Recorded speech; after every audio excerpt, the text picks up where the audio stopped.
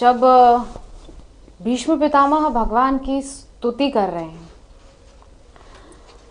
तब क्या कह रहे हैं? इतिमति रूपी कल्पिता वितृष्णा भगवती सात्वत पुंग बे विभुम्नि स्वसुखम उपगते क्वचिद विहर्तुम प्रकृति मुपेयुष्यद भव प्रवाह। कि मैं सबसे पहले तो इति मति रूपी कल्पिता वितृष्णा, मैं अपनी ये मति रूपी जो पुत्री है, जो मेरी मति है, जो वितृष्णा है, जो तृष्णा से रहित हो चुकी है, वो आपको समर्पित करता हूं।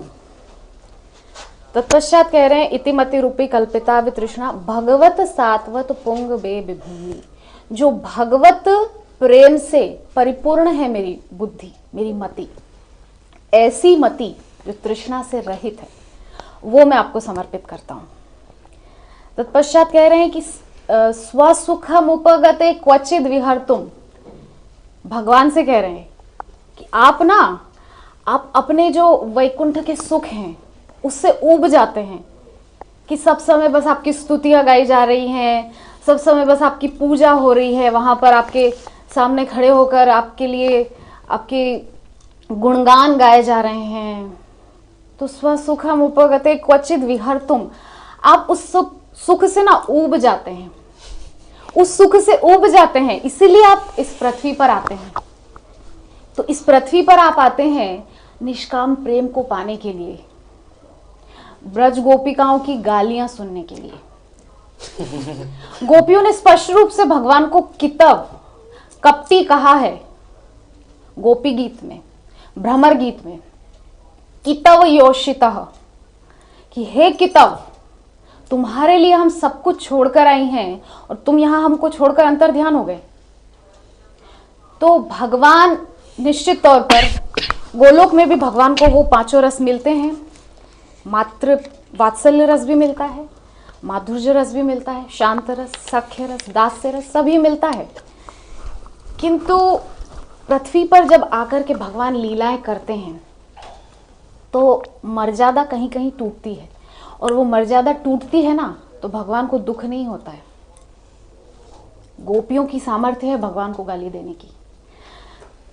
दामोदर लीला में हम सभी जानते हैं, जब माता यशोदा ने भगवान को उखल से बांध दिया था, तो बंधे हुए हैं लाला छोटे से उखल से, रो रहे हैं, बार बार रो रहे हैं, बार बार अपने दोनों हाथों से अपने नेत्रों को मसल मसल के सारा काजल फैला लिया है, अवस्था बहुत। तो इस प्रकार से जब आते हैं, कौन आते हैं? बलदाऊ, दाऊ भैया जब आते हैं और देखते हैं कि मेरा लाला ऐसे बंधा हुआ है, रो रहा है, कष्ट में है, तब आके मैया को बोलते हैं, देख मैया, तू लाला को खोल दे, तू जाने ना लाला कौन है। मैया बोलती कौन है, तू बताएगा मुझको कौन है। तो बोलते हैं, तू जाने ना मैया, यही नृसिंह बन के आयो तो, मैं थोड़ा ब्रज भाषा में बोल रही हूँ, कि जब हिरण्यकशिपु को मारने का समय आया था तब यही नृसिंह बनकर आया था, और जब रावण को मारना था ना तब यही राम बन के आया था, और मैं स्वयं लक्ष्मण था, और यही तुम्हारा लाला वामन, वराह और पता नहीं कितने कितने अवतार ले चुका है। मैया ने बोली, अरी दारी के सारे अवतार मेरे ही घर में आने थे, सभी अवतारों को मेरा ही घर मिला था, चला जाए यहां से, नहीं तो को भी बांध दूंगी। तो ये जो सामर्थ्य है, ये भक्तों की सामर्थ्य है, और ये जो सामर्थ्य है निष्काम भक्तों की सामर्थ्य, ये गोलोक में नहीं हो सकता, वहां एक मर्यादा है। और पृथ्वी पे जब भक्त आते हैं तो वो जो आनंद होता है भगवान की सन्निधि का, श्रीदामा भगवान की पीठ पर चढ़कर बोलता है, अब तू मुझे भांडीरवन तक लेकर जा। वो भगवान जिसके आगे सामने खड़ा होकर स्वयं काल भी थर-थर कांपता है और अगले आदेश की प्रतीक्षा करता है, उसको श्रीदामा, उस अनंत कोटि ब्रह्मांड नायक को श्रीदामा बोल रहा है कि मुझे पीठ पर बैठा के भांडीरवन तक लेकर जा।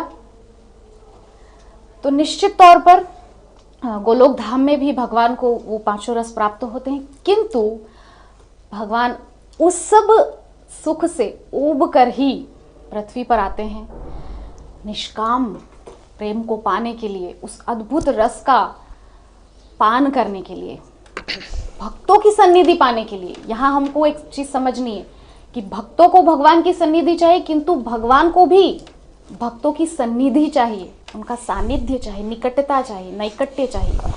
उसके लिए भगवान इस प्रकार से सुंदर सुंदर लीलाएं करने के लिए पृथ्वी पर आते हैं और अद्भुत लीलाओं का विस्तार करते हैं।